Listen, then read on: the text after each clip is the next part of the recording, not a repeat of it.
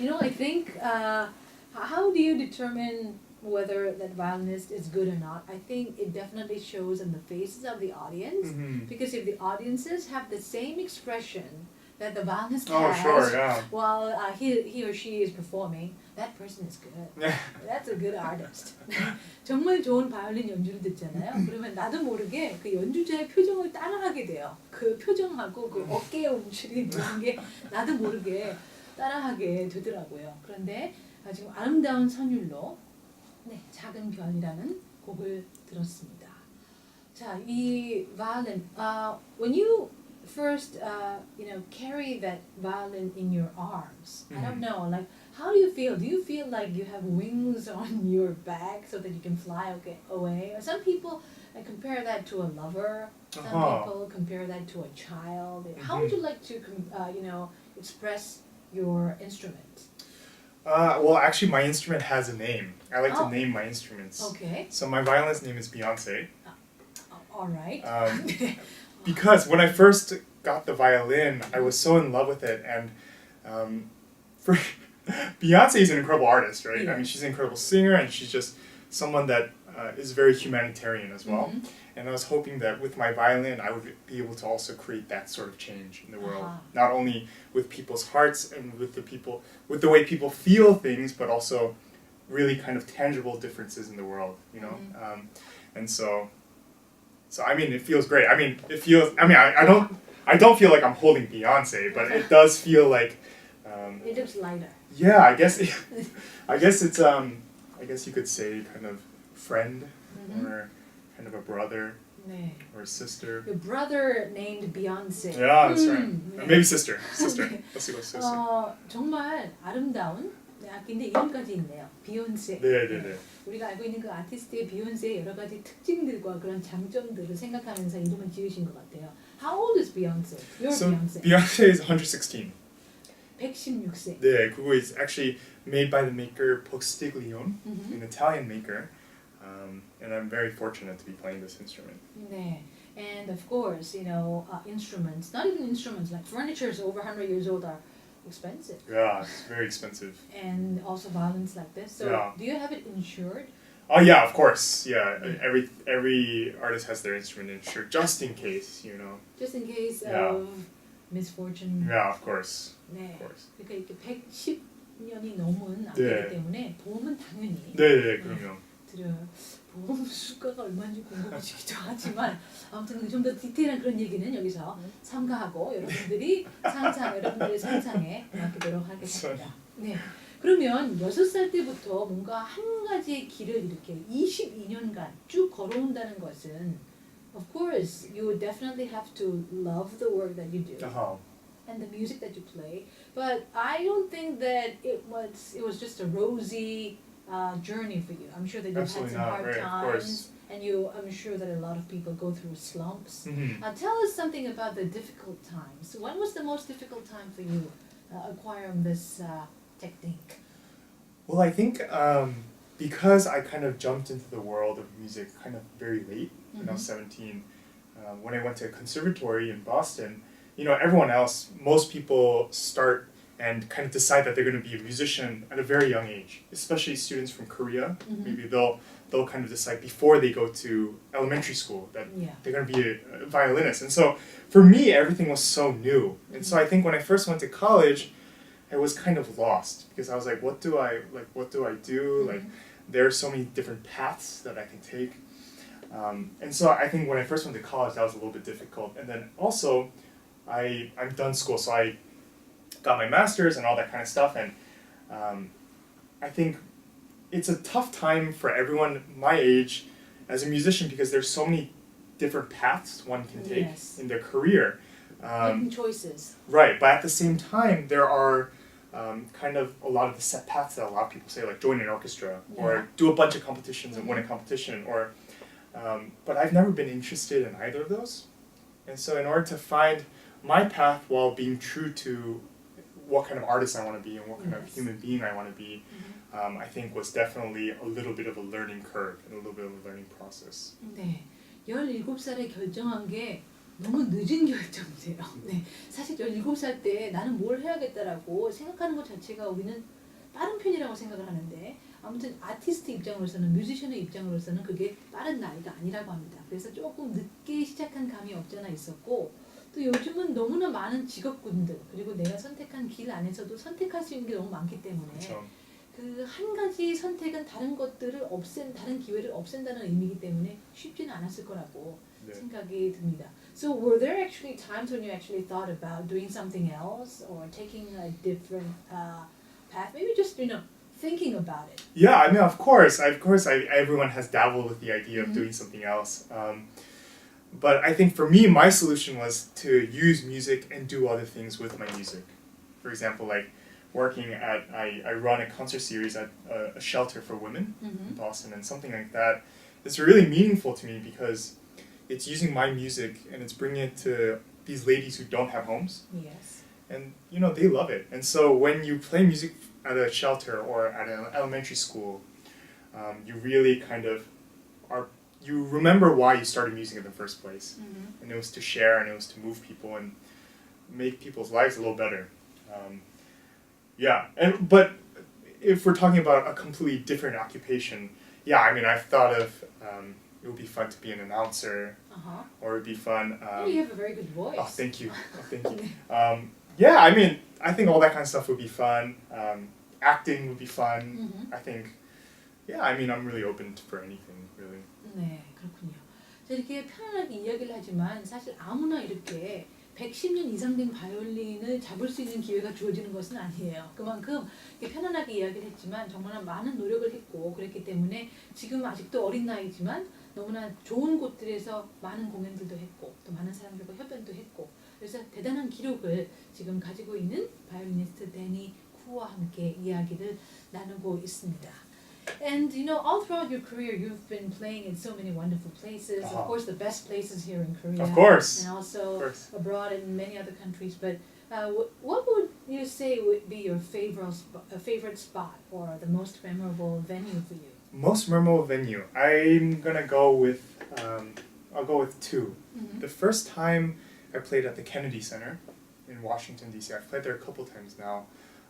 Was really incredible because. There's so much history with the Kennedy Center, and also it just sounds so incredible in there. And then my second place has to be the Seoul Arts Center because being a Korean American, I really didn't think that somehow my career would lead me to a place where I'm able to perform in Korea quite often and play in these incredible halls filled with all these adoring classical music fans. Yes. And so I remember when I first stepped foot into that hall for that dress rehearsal, I guess this was 2 years ago? Yeah. 3 years ago. I remember first of all, it sounds amazing. Everything feels really great on stage. And I was just thinking, wow, this is kind of unbelievable and really special. 저희도 이렇게 스튜디오에서 이야기할 때요.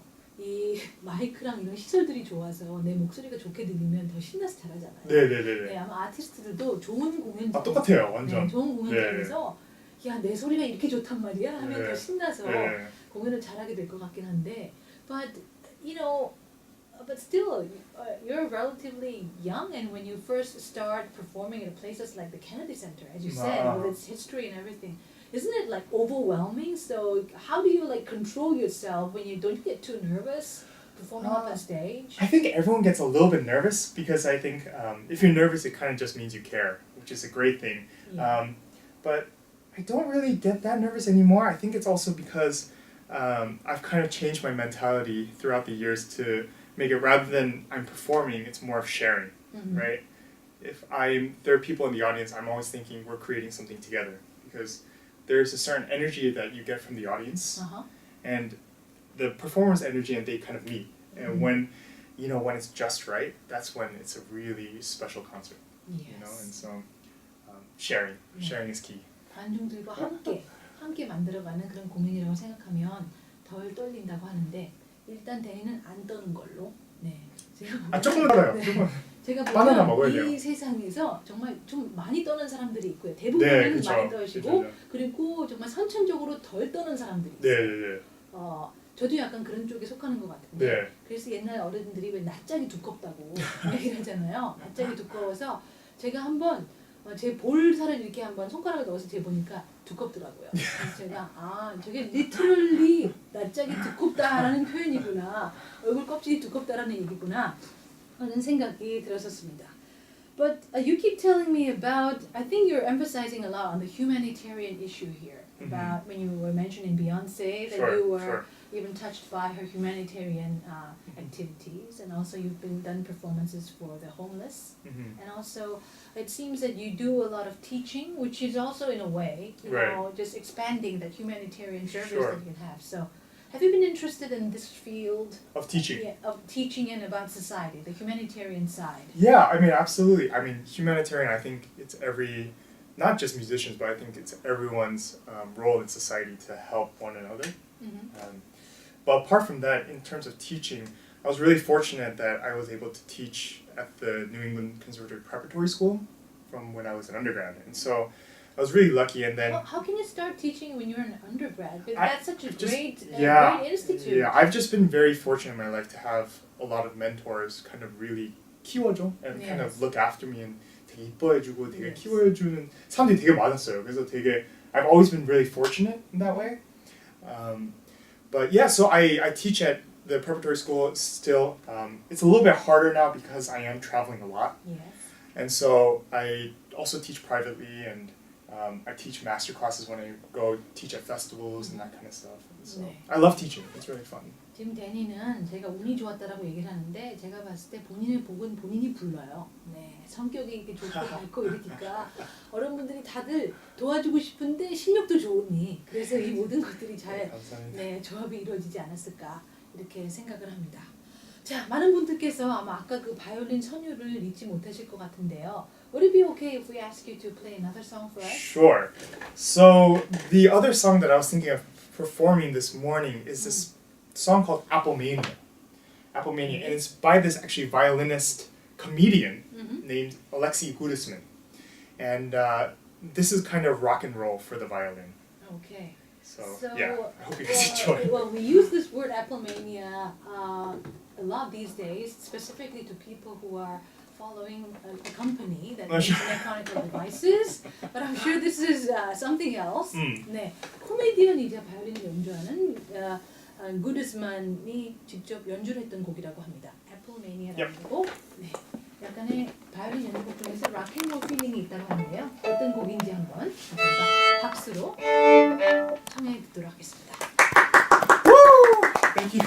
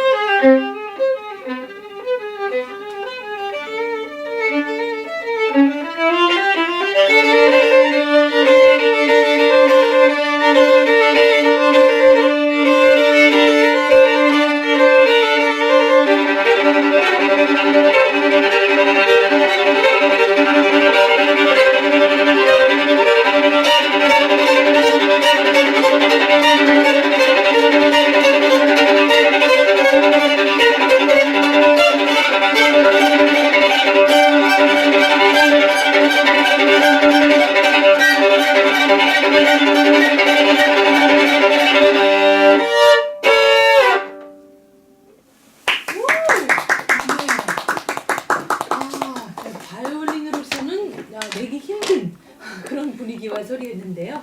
애플매니아 데니코의 연주로 함께 들으셨습니다. Wow, that is definitely it's a rock and roller. Yeah, I mean it's definitely a rock and roll piece. 네, is it a modern piece too? Yeah, it was written like in the last I think 10 years. 네, 역시 현대적인 작품이라서 그런지 요즘 젊은이들의 그런 감성이 많이 묻어나오는 그런 곡이었던 것 같습니다. But why is it called Aprilmania? I have no idea. 네, 사과를 No idea. 좋아했나? Maybe. 네, 사과를 입에 물고 연주를 했나? 왜 이름이 애플매니아인지는 모르겠지만 아무튼 그 제목에 어떤 특정한 브랜드의 홍보 음악은 아닌 것 같습니다. 네, 아무튼 네. 애플매니아 잘 듣고 왔습니다. Okay, once again, let's remind our listeners of the quiz question that we have. So, can you go over the quiz question once again, please? Sure. The violin and the contrabass belong to the group known as B instruments. 1 expensive, 2 string, or 3 sad. 네, the violin and the contrabass belong to the group known as 1번 expensive instruments, 2번 string instruments, 3번 sad instruments. 자, 정답을 알고 계신 분께서는 짧은 문자는 50원, 긴 문자는 100원인 샵 1045번으로 보내주시고요. 아니면 저희 반디 게시판이나 카카오톡 플러스로 보내주셔도 되겠습니다. 정답 맞춰주신 분들 중 저희가 몇 분을 추첨해서 좋은 상품을 보내드리도록 하겠습니다. Okay, so you're currently very active in teaching, but also performing. Yes. Around, and aren't you performing together as a duo? Yeah, Right so now? I'm actually performing today. Mm-hmm. Woo! At the TLI Arts Center Mm-hmm. tonight with double bassist, contrabass player, Sung Min-jae. Mm-hmm. And it's actually it's our first concert as the Punch duo. That's The our name, Punch duo. Punch. Okay. Because You don't hit each other. no, we just pound, Okay. Yeah, I see. one of those. Yeah, I'm really excited. There aren't many duos. Actually, there aren't almost any duos of violin and bass. Mm-hmm. And so the repertoire, it took us a long time to kind of figure out what kind of repertoire and what kind of programming we wanted to make it kind of an eclectic mix, an exciting mix of repertoire that we think audiences will love. Yeah. But I think this time we really got it right. We're playing such incredible works by kind of starting from Baroque composers Yes. all the way to very contemporary. Mm-hmm. So we have the whole spectrum. And it should be really fun. I'm really excited. 사실 이 바이올린과 컨트라베이스가 함께 이렇게 듀오로 공연하는 경우가 거의 없어요. 그렇기 네. 때문에 아마 레퍼토리를 선정하는 데도 많은 어려움이 있지 않았을까 생각이 되는데 또 바로크 시대의 음악서부터 최근의 그런 현대 음악까지 아주 다양하게 많은 분들이 느끼실 수 있는 이런 현악기의 다양성을 즐기실 수 있는 공연이 오늘 TLI Art Center에서 있습니다. And also, don't you have other events too on the 19th and on the 26th? Yeah, so I briefly touched on it earlier, but I'm doing 3 lectures, 3 talk concerts. One actually passed, Yes. but I have 2 more that you can come to. It's on the 19th and 26th at 7 p.m. at the COEX Starfield Library. Pretty much each one has a different topic. The second one on the 19th is the magic of Bach. Yes. And so I'll be talking about Bach and Bach's music and kind of make it less difficult for audiences to kind of understand. Mm-hmm. And the last lecture I'll be announcing soon.